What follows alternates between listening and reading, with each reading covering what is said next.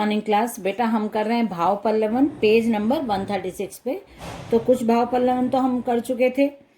आज मैं आपको 24, लीक लीक गाड़ी चले, लीक ही चले कपूत, लीक छाड़ी तीनों चले, शायर सिंह सपूत। मतलब लीक का मतलब होता है एक बनी बनाई जो रास्ता होता है, बना बनाए नियम होते हैं, कायदे कानून होते हैं, उनके ऊपर चलना।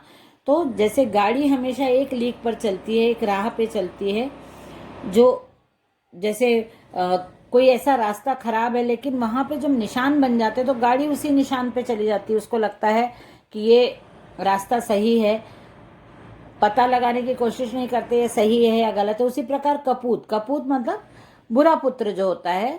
सपूत का मतलब अच्छे बच्चे के लिए सपूत वर्ड यूज किया जाता है, और कपूत का मतलब होता है बुरा पुत्र।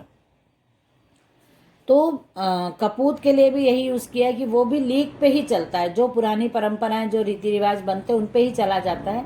इसके विपरीत सिंह, शायर और सपूत ये लीक छोड़कर चलते हैं, मतलब ये अपना रास्ता खुद बनाते हैं। सिंह भी अपना रास्ता खुद बनाता है, अपने हिसाब से, अपने आत्मबल से रहता है और अपने तरीके से वो अपना जीवन यापन करता है। और जो शायर होते हैं, जो कवि होते हैं, शायर मतलब कवि, वो कभी भी किसी की शायरी या किसी भी की कविता को नहीं अपनी बताते या किसी की कविता की नकल नहीं करते। वो अपनी कविता, अपनी रचना स्वयं करते हैं और अपनी रचनाओं के द्वारा ही अपनी पहचान बनाते हैं। उसी प्रकार सपूत व्यक्ति, सपूत जो पुत्र होता है, वो अपने नियम कायदे कानून खुद बनाता है और खुद अपने तरीके से रह के, अपने नियम बना के और नई परंपरा को स्थापित करके नया निर्माण करने के बारे में विचार करता है। जहां न पहुंचे रवि वहां पहुंचे कवि। मतलब 25 वाला है कि जहाँ कवि को इतना महत्वपूर्ण बताया है कि जहां सूरज भी नहीं पहुंच पाता वहां कवि पहुंचते हैं। मतलब कवि की रचना जो रहती है उसमें इतना बल होता है कि वो अपनी रचनाओं द्वारा सूर्य प्रकाश के जैसा प्रभाव भी ला सकते हैं। जहां रवि नहीं, रवि मतलब सूर्य, तो जहां सूर्य प्रकाश नहीं होता वहां कवि की रचना यदि पहुंच जाती हैं तो वो उस जगह को, उस वातावरण को सूर्य प्रकाश से भी भर सकते हैं। कायर भाग्य की ओर, कायर भाग्य की और वीर पुरुषार्थ की बातें करते हैं। जो कायर व्यक्ति रहते हैं वो हमेशा अरे हमारे तो भाग्य में यही है, क्या करें हमारे भाग्य में, जो कुछ नहीं करना चाहते हैं वो हमेशा भाग्य की बातें करते हैं। और जो वीर होते हैं वो हमेशा बल और काम करने की बातें करते हैं, क्योंकि उनको मालूम है कि हमारा मनोबल हमारे साथ है, हम कर सकते हैं। उनका आत्मबल उनको काम करने के लिए प्रेरित करता है। और उसके विपरीत जो डरपोक रहते हैं वो हमेशा ये बोलते हैं कि देखते हैं और हमारे जो भाग्य में होगा वो होगा, अरे मेरा लक साथ देगा तो मैं ऐसा कर लूँगा, अरे मेरे लक ने साथ नहीं दिया, नहीं तो मैं इतने मार्क्स ले आता, नहीं तो मैं इतना जीत जाता। ऐसी बातें जो डरपोक होते हैं वो करते हैं। नेक्स्ट है भाग्य आवरण पाप का और शस्त्र शोषण का। सॉरी, भाग्यवाद आवरण पाप का और शस्त्र शोषण का। जो भाग्यवाद को लोग अपने भाग्यवाद को पाप को कवर करने के लिए और शोषण करने के लिए, शोषण को किसी का शोषण करने के लिए भाग्यवाद का उपयोग करते हैं। जो कायर लोग रहते हैं वही ऐसा करते हैं। जो भाग्यवाद को गलत काम किए जाने पर कि अरे भाग्यवाद को के भरोसे रहना या भाग्य को कोसते रहना या भाग्य को ही सब कुछ बताना, जो कायर लोग रहते हैं वही बोलते हैं। और वो अपने गलत कामों को कवर करने के लिए भाग्यवाद का उपयोग करते हैं।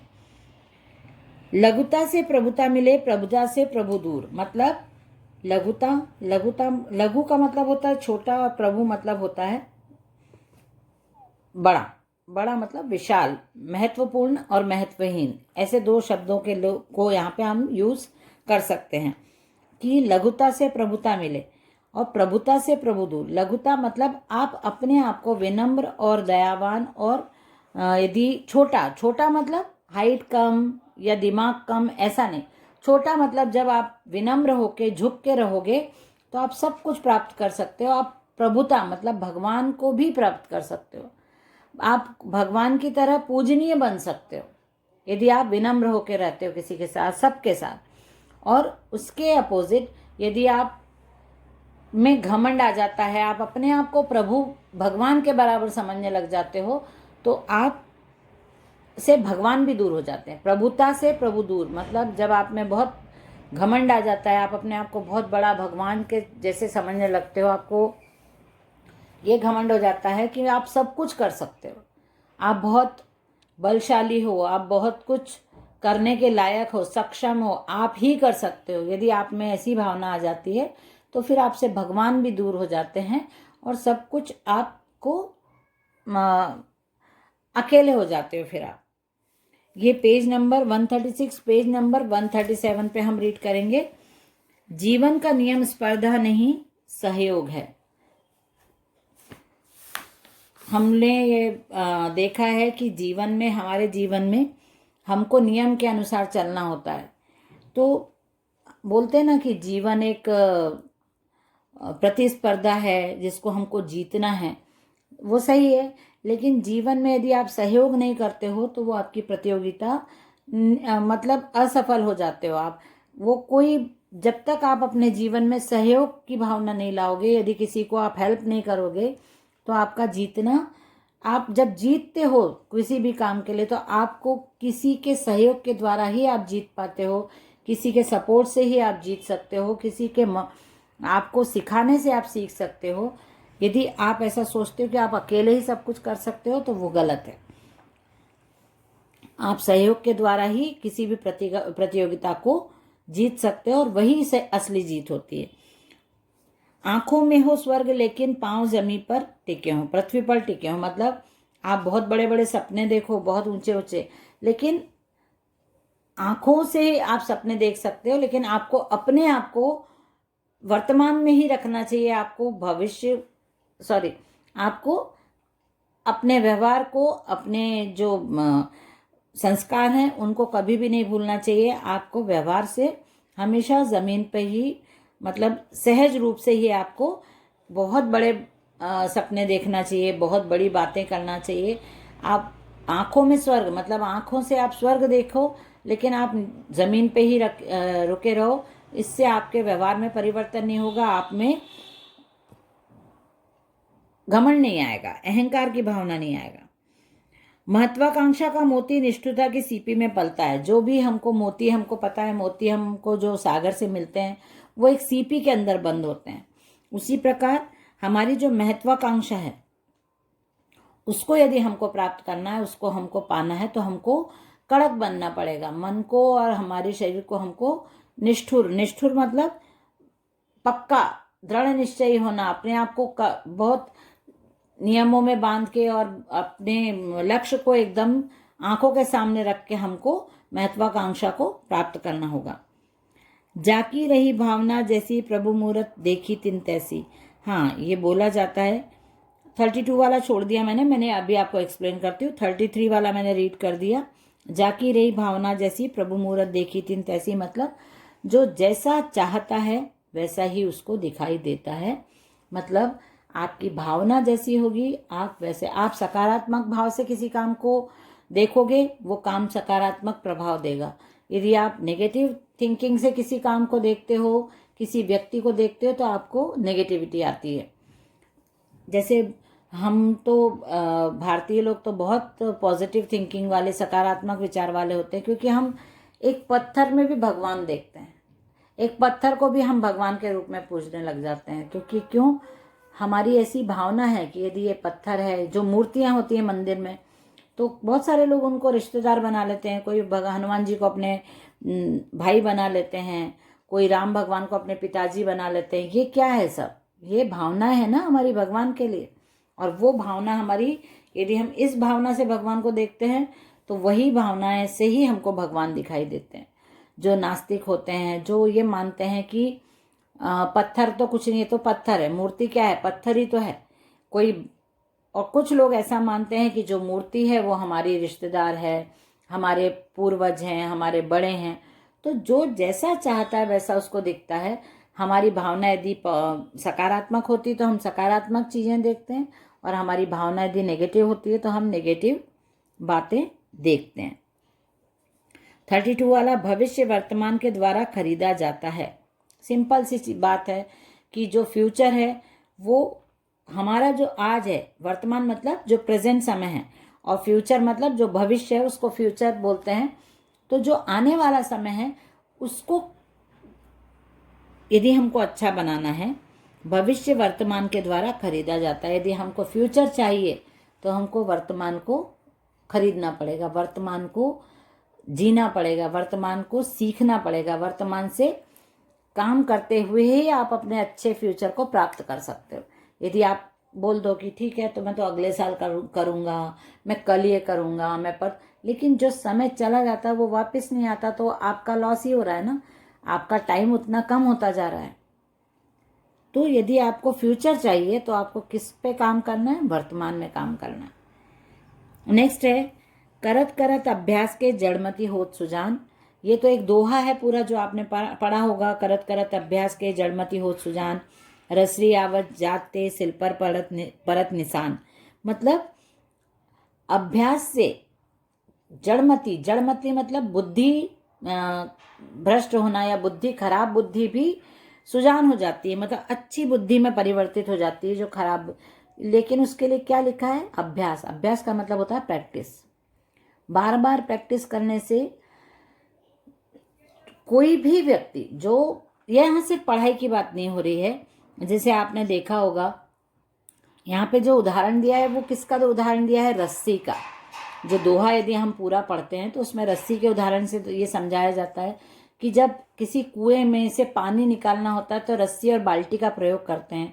तो रस्सी को पानी में डाला जाता है, लेकिन रस्सी में बाल्टी में जब पानी भर जाता है तो उसको वापस खींचते हैं, तो वो जो कुएं की बाउंड्री रहती है उससे टकराते हुए उसके सहारे हम, क्योंकि पानी की बाल्टी भर जाती है, तो बार बार जिस जगह से रस्सी आती है उस जगह पे वो पत्थर की बनी हुई होती है तो भी निशान पड़ जाते हैं। जब पत्थर पे निशान पड़ सकते हैं तो हम बार बार अभ्यास करें तो हमको नहीं सीख सकते, हमको कोई चीज़ नहीं आ सकती, हमारी बुद्धि अच्छी नहीं हो सकती। बिल्कुल हो सकती है। जो हमारे पूर्वज थे जो वो तो स्कूल भी नहीं जाते थे, हम तो अभी पढ़ के सब सीख रहे हैं। स्कूल जाके स्टडी करके हम बुक्स पढ़ते हैं, बहुत नॉलेज हम इधर से पढ़ाई कर करके भी। लेकिन जो पुराने लोग थे वो तो स्कूल भी नहीं जाते थे, फिर भी वो बहुत कुछ कैसे सीख लेते थे, बहुत कुछ कैसे सीख जाते थे, कैसे उनको सारी मशीनरी का नॉलेज होता था? अभ्यास करते थे। जो कुम्हार का बच्चा रहता है वो क्या उसको किसी यूनिवर्सिटी में भेजते हैं कि जाओ आप मिट्टी को रंगना सीख के आओ, या आपको कैसे पॉट्स बनाना है? उसके पापा क्या कभी उसको मिट्टी का पॉट बनाने के लिए किसी स्कूल में भेजते हैं क्या? नहीं भेजते हैं। वो हमेशा अपने पापा को जो चीज़ करता हुआ देखता है उसी को वो प्रैक्टिस आ जाती है, उसको वो घर में बार बार उसी चीज़ को करते करते एक दिन वो उस काम में परफेक्ट हो जाता है। तो यदि अभ्यास करते हैं तो किसी भी काम को हम कर सकते हैं। निंदक नियरे राखी आंगन कुटी छवाए। निंदक मतलब जो हमारी बुराई करने वाले रहते हैं उनको हम क्या करते हैं? हम उनसे, जैसे आपको पता चला किसी ने आपके बारे में, किसी ने फ्रेंड ने कुछ बोला तो हम उनको अपने से अलग कर देते हैं। छोटे छोटे बच्चे कट्टी कर लेते हैं और हमको भी खराब लगता है। लेकिन यहाँ पे कवि ने बोला है कि आप निंदा करने वालों को अपने आसपास ही रखो, जिससे वो आपकी बुराई करें और आपको अपने अंदर की बुराई को सुधारने का मौका मिले। आपको पता चल जाए कि आपके अंदर क्या गलत चीज़ें हैं, क्या गलत बातें हैं, जिनको आप सुधार के और अपने आदतों को, अपने व्यवहार को सुधार के आप एक अच्छे इंसान बन सकते हो, है ना। नेक्स्ट है, हम नदी के द्वीप हैं धारा नहीं, हम बहते नहीं क्योंकि बहना रेत होना है। रेत कैसी होती है? रेत का कुछ काम होता है। रेत को यदि आप मुट्ठी में भी बंद करो तो वो फिसल जाती है, वो बिल्कुल अस्तित्वहीन होती है, उसका कोई काम नहीं होता है। इसलिए कवि ने बोला है कि हम नदी के द्वीप हैं। द्वीप कैसा होता है? स्थिर होता है, उसका अस्तित्व होता है, उसका प्रमाण होता है।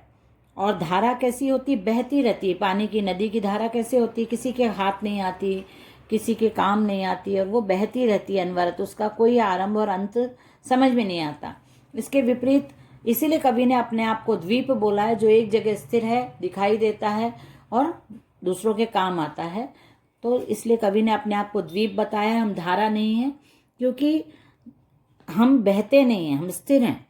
क्योंकि बहना तो रेत होना है, यदि हम बह जाते हैं तो रेत को कैसे बताया है, रेत को भी बहना मतलब रेत होना, कोई अस्तित्व नहीं होता है, किसी के काम नहीं, क्योंकि रेत भी पूरे पानी के साथ बहती हुई चली जाती है। यदि हम बहेंगे तो हम भी रेत की तरह ही बहते हुए चले जाएंगे। ये हमारा आज कंप्लीट हो गया। अब आगे के जो बचे हैं हम नेक्स्ट क्लास में कंप्लीट करेंगे। ओके बेटा, बाय एवरीवन।